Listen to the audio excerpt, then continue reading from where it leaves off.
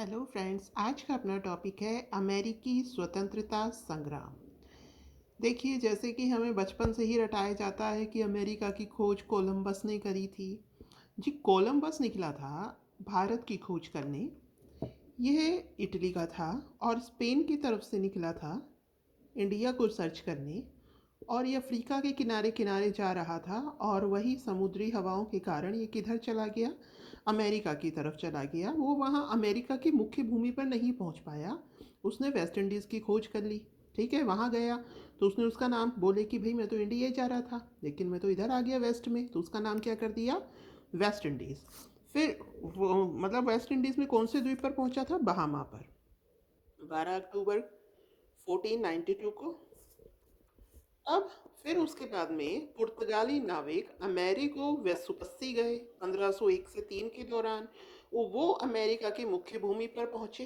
ठीक है, तो अब हम देखते हैं कि अमेरिका में कहाँ कहाँ के लोग गए थे, कौन लोग पहले जा चुके थे ब्रिटेन से पहले। तो स्पेन स्पेन के कोलंबस गए थे, फिर पुर्तगाल के, फिर डच, फिर फ्रांसीसी, फिर स्वीडिश, फिर लास्ट में ब्रिटेन।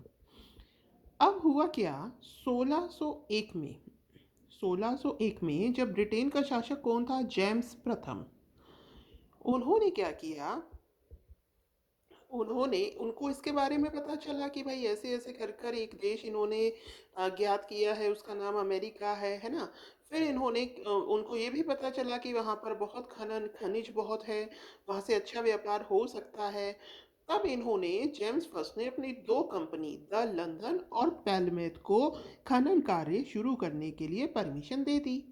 फिर ये लोग उधर गए। ठीक है, अब अमेरिका ऐसे है, देखिए नॉर्थ अमेरिका, तो ये इधर से जाएंगे तो इस एरिया में पहुंचेंगे। तो इन्होंने क्या किया, अपने उपनिवेश बनाने शुरू करे। ठीक है, अपने उपनिवेश इन्होंने जो इसका ईस्टर्न अमेरिका था उस एरिया में बनाने शुरू किए। और इन्होंने 1675 तक कितने उपनिवेश बना डाले, 13 उपनिवेश बना डाले थे। ठीक है, पूर्वी तट पर। अच्छा, अब यहाँ पर कौन लोग आकर बसेंगे, किसका उपनिवेश है ये, यह उपनिवेश है भाई ब्रिटेन का। तो यहाँ पर कौन आकर बसेंगे, जो ब्रिटिश होंगे वही आकर बसेंगे। तो कौन कौन ब्रिटिश आकर बसेंगे यहाँ पर, देखिए यहाँ पर व्यापारी आएंगे, क्योंकि खनन क्षेत्र बहुत है यहाँ पर, इसलिए उद्योगपति आएंगे, उद्योगपति होंगे वो व्यापार करेंगे। उनके लिए जगह जगह उपनिवेश से इन्होंने श्रमिक भेजे थे। और जो राज अब इधर सेटलमेंट होने लगा, तो वहाँ ब्रिटेन में जो राजनीतिक रूप से असंतुष्ट लोग थे वो भी इधर आ जाएंगे, तो ये सब लोग आकर के यहाँ पर बस गए। ठीक है, अच्छा, अब जैसे कि अपने विधानसभा है ना इंडिया में, ऐसे ही अब ये 13 उपनिवेश थे। तो इन्होंने क्या किया, प्रत्येक उपनिवेश में हाउस ऑफ बर्जेजेस की स्थापना करी। ठीक है, जैसे अपने विधानसभा है वैसे इन्होंने किसकी, हर एक उपनिवेश की में किसकी स्थापना करी, हाउस ऑफ बर्जेजेस की। उसका जो गवर्नर होता था, इसका जो हाउस ऑफ बर्जेजेस जो अपने लेजिस्लेटिव असेंबली विधानसभा के समान है, उसका जो गवर्नर होता था ये नियुक्त किया जाता था ब्रिटेन की तरफ से। ठीक है, और जो लोग थे मतलब वो आगे डिवाइड होगा शहरों में, वहाँ से दो दो जो रिप्रेजेंटेटिव थे वो चुनकर आते थे, बट जो इनका हेड था, जो गवर्नर था, उसको ब्रिटिशर खुद चुनकर भेजते थे। तो अब भाई खुद चुनकर भेजेंगे तो तनख्वाह भी यही देंगे। तो इनका जो वेतन था वो कौन देते थे, ब्रिटिशर्स देते थे। और वो वहाँ पर हर एक उपनिवेश में अपनी सेना भी रखते थे। तो जो इनकी जो सेना थी उसका भी कौन देते थे वेतन, वही ब्रिटिशर्स, जो ब्रिटेन थी, ब्रिटेन के द्वारा दिया जाता था। ठीक है, अब ब्रिटिश संसद में अमेरिका का प्रतिनिधित्व तो नहीं था। अब देखिए हो क्या रहा है, आए तो ब्रिटिशर्स ही हैं, ब्रिटेन के ही लोग आकर के रह रहे हैं, लेकिन उन्होंने इसको अब अलग देश मान लिया है, उपनिवेश मान लिया है। तो यहाँ के जो लोग हैं उनको जो ब्रिटिश संसद है उसमें कोई प्रतिनिधित्व नहीं दिया गया। तो ये तो था अपना जो आंदोलन शुरू हुआ उससे पहले की जो स्थिति थी, वो हमने सारी बता दी कि कैसे आकर जो ब्रिटिशर्स थे, जो ब्रिटेन निवासी थे, उन्होंने यहाँ पर अधिकार कर लिया। ठीक है, अब हम देखते हैं कि कारण क्या रहा। यहाँ के जो मूल लोग थे वो कौन थे, आपको मालूम होगा, रेड इंडियंस। यस, तो अब हम देखते हैं कि कारण क्या रहा इसका। तो इन्होंने कुछ अधिनियम बना डाले। ठीक है, पहला अधिनियम था नौ परिवहन अधिनियम 1651। इसमें क्या था? इसमें ये था कि जो यूएसए का व्यापारी है उसको अगर अपना जो सामान है वो बाहर भेजना है, ठीक है, तो उसको जहाज किसके लेने होंगे? इंग्लैंड के लेने होंगे। अब मान लीजिए कि इधर अमेरिका से कहीं अफ्रीका या किसी और देश में गया जहाज, तो उसको होकर आना पड़ेगा इंग्लैंड से ही, क्योंकि टैक्स कहाँ देगा? वो इंग्लैंड में। अब बताइए, है व्यापार हो रहा है यहाँ यूएसए से, अब वो जहाज होकर कहाँ से आएगा? इंग्लैंड से, जिससे टैक्स उधर दिया जाए। तो एक तो ये अधिनियम, ठीक। और दूसरा व्यापारिक अधिनियम। व्यापारिक अधिनियम क्या था? कि अगर अमेरिका को अपना सामान बेचना है, निर्यात करना है, तो वो पहले इंग्लैंड को करेगा। अगर इंग्लैंड को समझ में आया तो गुड, तभी अगर रिजेक्ट कर दिया तभी वो और देशों से व्यापार कर पाएंगे यूएसए वाले। दूसरा ये था कि अगर यूएसए को सामान आयात करना है तो वो केवल कहाँ से करेगा? इंग्लैंड से करेगा, ठीक है। हो गया पूरा प्रभु डोमिनेसी किसकी हो गई यहाँ पर? इंग्लैंड की। कि भाई आएगा सामान तो इंग्लैंड का, और पहले अगर जाएगा तो अगर इंग्लैंड को समझ में आ गया तो ठीक है, तभी आप दूसरे देश को दे सकते हो। तो अभी तक दो कारण हो गए, एक तो जहाज वाला हो गया नौ परिवहन अधिनियम, दूसरा क्या हो गया? व्यापारिक अधिनियम हो गया। अगला है औद्योगिक अधिनियम। औद्योगिक अधिनियम क्या था? अमेरिका के वो सभी उद्योग बंद हो जाएंगे जो कि ब्रिटेन से डोमिनेंसी रखते हैं। मान लीजिए कि अमेरिका का ऊनी वस्त्र उद्योग उस समय अच्छा था ब्रिटेन से, तो उन्होंने कहा कि भाई ये उद्योग बंद करो क्योंकि हमारे उद्योग से बेटर है। मतलब अगर उद्योग जो है वो ब्रिटेन के उद्योग से अगर अच्छा हो गया, तो उस उद्योग को क्या करना पड़ता था? बंद करना पड़ता था। मतलब जो इंग्लैंड के उद्योग के साथ प्रतिस्पर्धा में आ जाए। अब है सप्तवर्षीय युद्ध। ये युद्ध क्या था? ये हुआ था 1756 से 63 के बीच, ये 7 साल चला चला था। यह युद्ध हुआ था मेनली प्रशा, जो कि जर्मनी, आज की जर्मनी और ऑस्ट्रिया के बीच। अब भाई जर्मनी का साथ दे दिया इंग्लैंड ने, और ऑस्ट्रिया का साथ दे दिया किसने? फ्रांस ने, ठीक है ना। जर्मनी का साथ किसने दे दिया? इंग्लैंड ने। और ऑस्ट्रिया का साथ किसने दे दिया? फ्रांस ने। अब हुआ क्या? अब इस युद्ध में ये जो इंग्लैंड है ये जीत गया, मतलब ये जो जर्मनी वाला हिस्सा है जीत गया। लेकिन अब आप एक चीज़ देखिए, उपनिवेश ये भी बनाता था, उपनिवेश ये भी बनाता था, ठीक है। तो दुश्मनी तो होनी ही है ना। हमने नॉर्मली हमने पढ़ा होगा जो first world war, second world war, उसमें स्टार्टिंग तो किन्हीं दो देशों से होती है, फिर आकर ग्रुपिंग हो जाती है, ठीक है।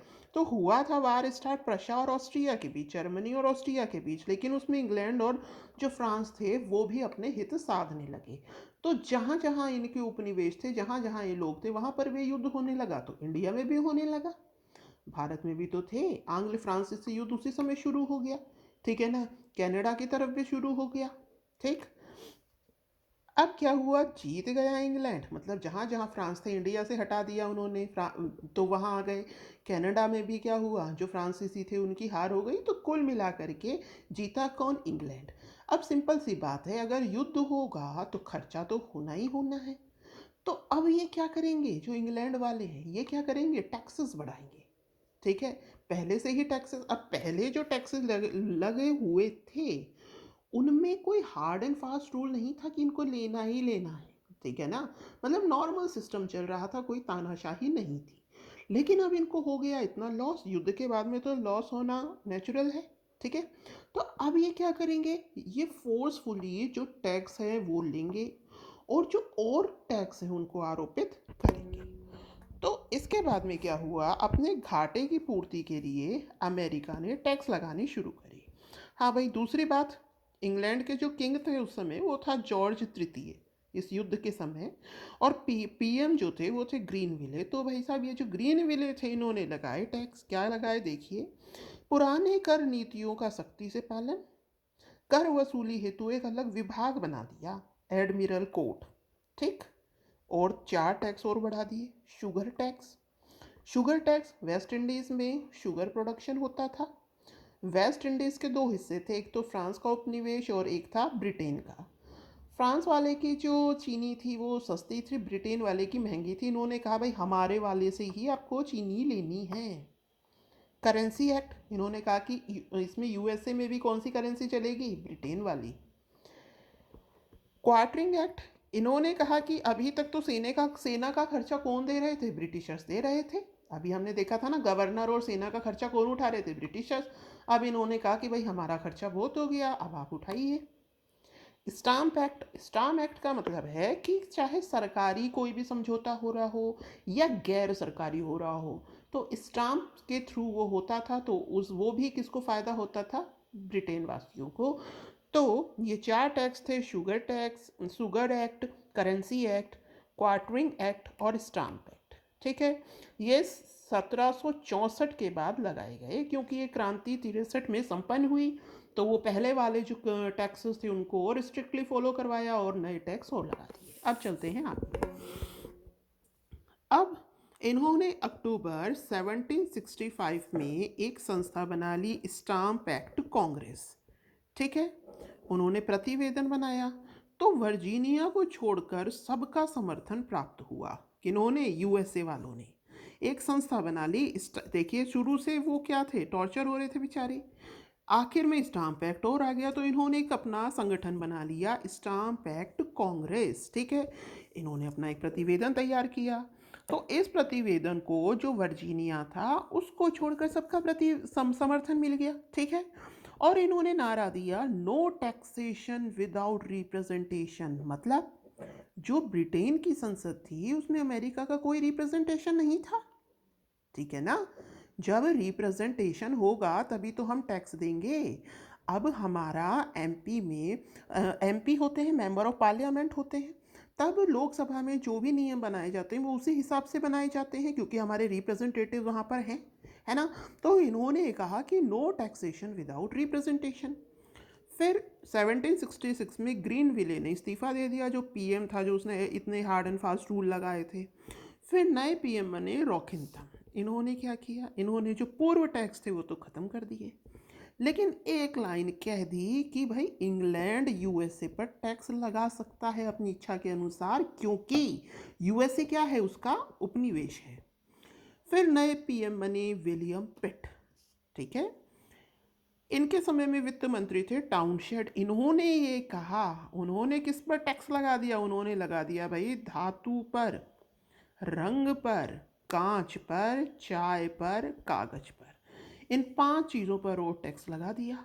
ठीक है, इसके विरोध स्वरूप क्या हुआ, 5 मार्च 1770 में बोस्टन नगर में सेना और क्रांतिकारियों में झड़प हो गई, 5 लोग मारे गए। इसको बोस्टन हत्याकांड कहा गया। ठीक है, याद रखिएगा, बोस्टन हत्याकांड 5 मार्च 1770 बोस्टन शहर में सेना और जो आपकी सेना और क्रांतिकारी थे उनके बीच में हुई जंग, 5 लोग मारे गए। फिर बाद में, पिट के बाद में जो नए पीएम बने, ये बने जॉन नॉर्थ। ठीक है, इन्होंने कहा कि पहले के कर खत्म, सिर्फ चाय पर लगेगा, प्लस में एक कंडीशन लगा दी। इंडिया में कौन सी कंपनी आई थी, ईस्ट इंडिया कंपनी, चाय बना रही थी, प्रोडक्शन हो रहा था। इन्होंने कहा कि चाय जो आएगी वो कहाँ से आएगी, ईस्ट इंडिया कंपनी पर एकाधिकार, मतलब कि वही देगी। अब भाई चाय से भरा हुआ जहाज आया, क्रांतिकारियों ने क्या किया, ईस्ट इंडिया कंपनी का जो जहाज था चाय से लदा हुआ, उसके जो सारे जो कार्टून्स थे, जो डब्बे थे, उससे जो सारी चाय थी वो समुद्र में फेंक दी। इसे कहते हैं बोस्टन टी पार्टी। ये भी कहाँ हुआ, बोस्टन में। ये कब हुआ, 16 दिसंबर 1773, 73 में। तो ये तो हुआ था 5 मार्च 1770, ये हुआ 16 दिसंबर, 3 साल बाद 1773 में। क्या कहा इन्होंने कि जो चाय है उस पर एकाधिकार किसका रहेगा, ईस्ट इंडिया कंपनी, और ये किनकी है, ब्रिटेन वालों की। चलिए, तो फिर इसके बाद में इन्होंने क्या किया, क्रांतिकारियों ने वो चाय सारी समुद्र में फेंक दी। उसके रिजल्ट में इन लोगों ने क्या किया, जो ब्रिटिशर्स थे, इन्होंने बोस्टन बंदरगाह को बंद करा दिया। जो गवर्नर की शक्तियाँ थीं, हर एक उपनिवेश में गवर्नर था ना, उसकी जो शक्तियाँ थी वो बढ़ा दी गई, और सैनिकों को कहा कि अब आप नगर में ही रहेंगे। अब क्या हुआ, इसका रिजल्ट भी आएगा कुछ ना कुछ। तो 1774 में फिलाडेल्फिया में पहली महाद्वीपीय कांग्रेस की बैठक हुई और इसमें डिमांड करी गई स्वशासन की। ठीक है, यहाँ पर भी कांग्रेस आई। तो फिलाडेल्फिया में पहली महाद्वीपीय कांग्रेस की बैठक हुई। इन्होंने किसकी मांग करी? स्वशासन की। तो 19 अप्रैल 1775 में पहला संघर्ष के साथ युद्ध प्रारंभ हो गया। ठीक है, अच्छा, फिर फ्रांस, स्पेन, ठीक है, इन्होंने किसकी सहायता करी? फ्रांस और स्पेन ने। फ्रांस तो करेगा ही, उसको तो किससे बदला लेना था? ब्रिटेन से। तो फ्रांस और स्पेन ने साथ दिया अमेरिकी उपनिवेश का। फिर 1783 में हॉलैंड भी जुड़ गया इनके साथ। ठीक है, फिर रूस, डेनमार्क, स्वीडन ने हथियाबंद तटस्थता, मतलब इन्होंने कहा कि हम युद्ध में शामिल ही नहीं होंगे। ठीक है, फिर 1781 में ब्रिटेन के सेनापति कॉर्नवालिस ने आत्मसमर्पण कर दिया कि भाई कुछ हो ही नहीं सकता, अब ये अलग थलग पड़ गए, ये तो बहुत पावरफुल बन रहे थे। फ्रांस और स्पेन किससे जुड़ गया? अमेरिका के साथ। और जो अमेरिकी सेनापति था जॉर्ज वॉशिंगटन, ये जीत गया और इस युद्ध के बाद ये बहुत पॉपुलर हो गया। और अंत में ये जो युद्ध समाप्त हुआ, ये पेरिस की संधि के साथ समाप्त हुआ 3 सितंबर 1783 को। अब हम देखते हैं कि इसकी असफलता के कारण क्या रहे। तो पहला तो विशाल युद्ध स्थल, ये जो 13 उपनिवेश थे इनका क्षेत्र बहुत ज़्यादा था। दूसरा, इंग्लैंड जो था वो काफ़ी दूरी पर स्थित था। ठीक। तीसरा, उपनिवेशों की शक्ति का गलत अनुमान लगा रखा था ब्रिटिशर्स ने, उपनिवेश तो बहुत शक्तिशाली थे। चौथा, इनको विदेशी सहायता भी मिल रही थी। आखिरी, जॉर्ज वॉशिंगटन का कुशल नेतृत्व। जो देश जीतेगा उसका सेनापति तो कुशल नेतृत्व वाला ही कहलाएगा। अब हम देखते हैं कि इस युद्ध के बाद में अमेरिका पर क्या प्रभाव पड़ा। तो स्वतंत्र प्रजातांत्रिक राष्ट्र की स्थापना हो गई। ठीक है, जिन्होंने सारे नियम कानून किसके थे? बाद में खुद के थे। ठीक। धर्मनिरपेक्ष राज्य की स्थापना, अमेरिका कैसे राष्ट्र के रूप में पहचान बनाई? धर्मनिरपेक्ष, जिसमें सभी धर्म समान है। सामाजिक प्रभाव पड़े, इसमें क्या हुआ? स्त्रियों की जो भूमिका थी वो बेटर हो गई, अब स्त्रियों को भी पैतृक अधिकार प्राप्त होने लगे। आर्थिक प्रभाव में क्या हुआ? अब ये जो देश है, मतलब कि यहाँ पर खनिज संसाधन बहुतायत में थे। ठीक है, अब क्या हुआ? अब जो लोग थे वो इजीली उसका खनन कर रहे थे, है ना, जो उद्योग थे वो बढ़ रहे थे। तो कुल मिलाकर क्या है कि यह पूंजीवादी अर्थव्यवस्था के रूप में आगे बढ़ रहा था। इन्होंने पूंजीवादी अर्थव्यवस्था को अपना लिया था। अब हम देखते हैं कि इंग्लैंड पर क्या प्रभाव पड़ा। तो जॉर्ज थर्ड था ना उस समय, तो जॉर्ज थर्ड का व्यक्तिगत शासन का अंत हो गया। इन्होंने ये 13 उपनिवेश खोए, तो इनको नए उपनिवेश बनाने थे। तो नए उपनिवेश कौन से बनाए? ऑस्ट्रेलिया और इंग्लैंड। इसके अलावा इंग्लैंड की जो औपनिवेशिक नीति थी उसमें परिवर्तन आया।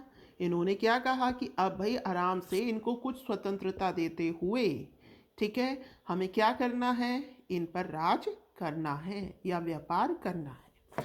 अब हम देखते हैं कि भारत पर क्या प्रभाव पड़ा। तो देखिए, उस समय जब फ्रांसीसी युद्ध हो रहा था ब्रिटेन के साथ, उसी समय हमारे भारत में भी आंग्ल और फ्रांसीसी युद्ध शुरू हो गया। दूसरा, इन्होंने देखा कि भाई 13 उपनिवेश में काफ़ी एकता हो गई, वो उनकी शक्ति का अंदाजा नहीं लगा पाए। तो इन्होंने क्या किया? फ्रांसीसियों को हटाने के बाद भारत के आंतरिक मामलों में हस्तक्षेप शुरू से ही करना प्रारंभ कर दिया।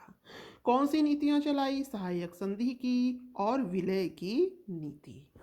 ठीक है, तो और इन्होंने और क्या किया? फूट डालो और शासन करो, राज करो, एकता खंडित करी, हिंदू मुस्लिम लड़ाई ये कराते रहे। मतलब कुल मिलाकर इन्होंने देखा कि इन्होंने इस यूएसए पर पहले ध्यान नहीं दिया, जिससे उनमें क्या हो गई? एकता बढ़ गई। तो अब हमें क्या करना है? भारत की एकता को पहले ही तोड़ करके रखना है। ठीक है, जिससे हम इन पर लंबा राज कर पाएं। मतलब कुल मिलाकर इंडिया पर कैसा प्रभाव पड़ा? इस क्रांति का प्रतिकूल प्रभाव पड़ा। तो यह अपनी अमेरिका का स्वतंत्रता संग्राम संपन्न होता है। उम्मीद है आपको समझ में आया होगा। तो धन्यवाद। Have a nice day.